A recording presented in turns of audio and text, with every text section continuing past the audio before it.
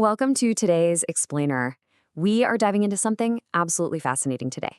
We're going to explore how incredibly dynamic grassroots movements can fundamentally change and sometimes get completely derailed when they turn into rigid institutions. We're pulling this directly from a really compelling source text by Justin Quack that looks at the history of the early Christian movement. But at its core, what we're actually unpacking here are the hidden flaws of institutions themselves. Like, how exactly does a living, breathing community turn into a heavy, bureaucratic machine? It is a wild journey full of unintended consequences, and the insights are super relevant to how we think about organizational growth today. So, to kick things off, picture this incredible historical exchange. It hits the nail on the head regarding the author's main argument. The story goes that the brilliant theologian Thomas Aquinas was visiting Pope Innocent II.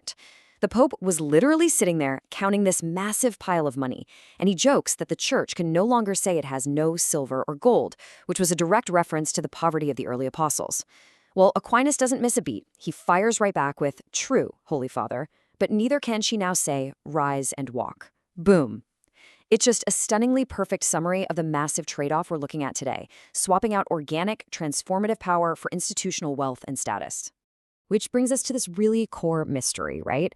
How in the world does a tight-knit, relationship-based community, one that was famous for its profound simplicity and raw power, slowly morph into this incredibly heavy, rigid organization?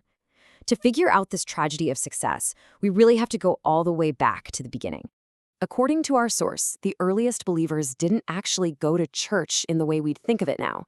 In fact, setting up some separate, formal entity just wasn't part of the original teachings.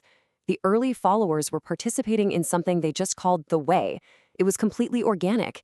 It was a relationship-based lifestyle. No distinct formal structures, absolutely no separate religious buildings.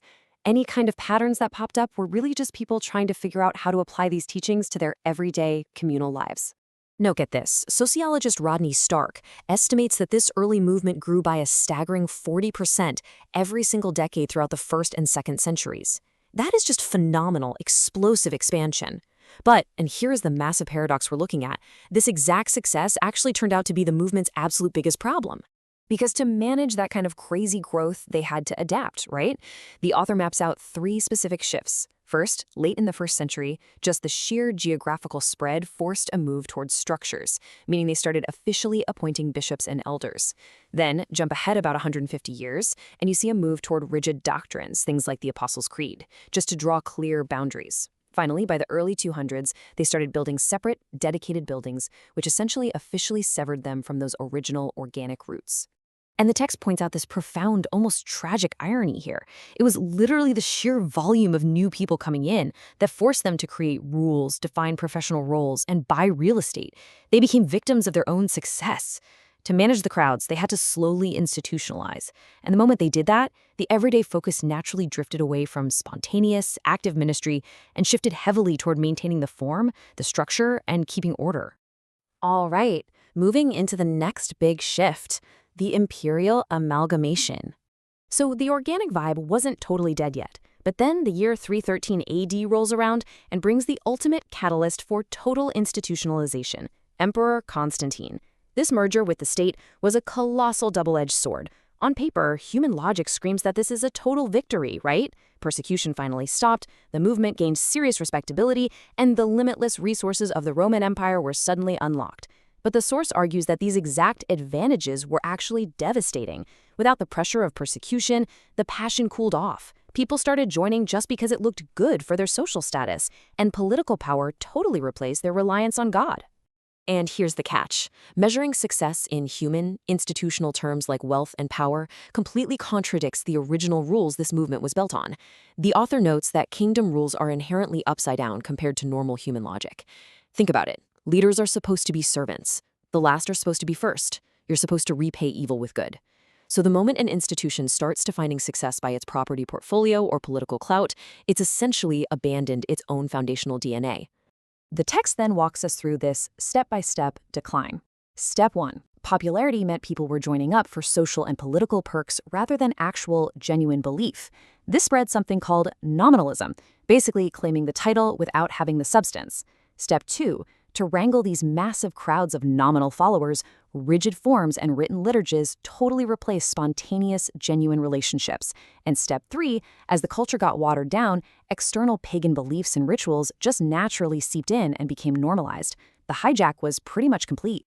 Now, you might be wondering, wait a second, didn't historical events like the Protestant Reformation fix all this? Well, the text definitely acknowledges reformers like Martin Luther, who bravely tackled theological corruption, but it argues that the Reformation just didn't go far enough. Since the reformers often had to rely on state powers, like the German princes, for protection, the new movements were still politically entangled. They remained structurally chained to that same institutional state-church model. So the original organic paradigm, it was never actually restored. Which leads us right into diagnosing the modern institution. Let's see how this historical critique applies today. Taking a hard look at what the text calls the modern local church model, you really start to see the hidden flaws of institutions in plain sight. According to the source, the current model is drowning in massive complexity. Just look at the checklist required to keep an average institution running today. You've got to have a separate class of trained professionals. You need expensive real estate and building maintenance.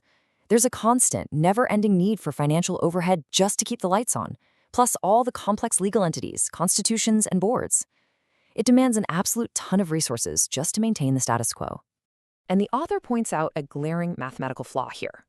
Institutional logic tells us that to grow, you need bigger, more complex systems and more professionals. But compare that to multiplication logic.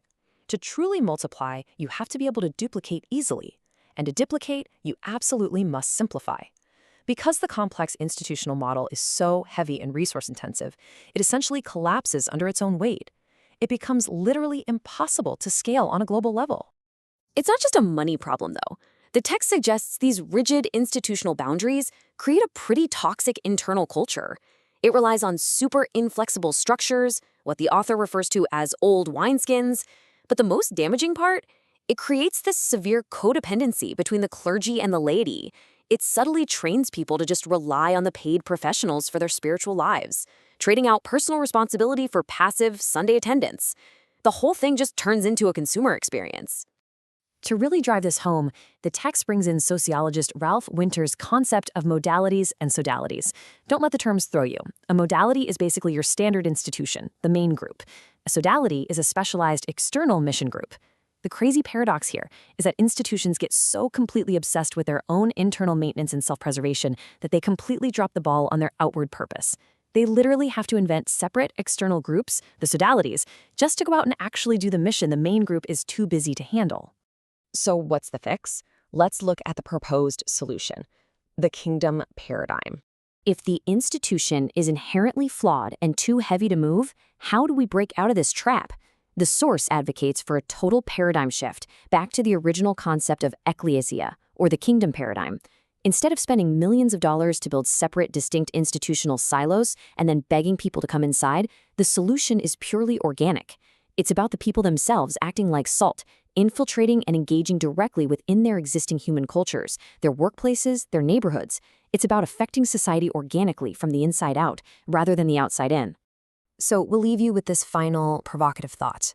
When we really step back and look at the hidden flaws of institutionalization, the endless fundraising, the creation of passive audiences, the sheer weight of the bureaucracy, we kind of have to ask ourselves, are the organizations in our own lives today actually hindering the very missions they were originally built to achieve? It's a huge question.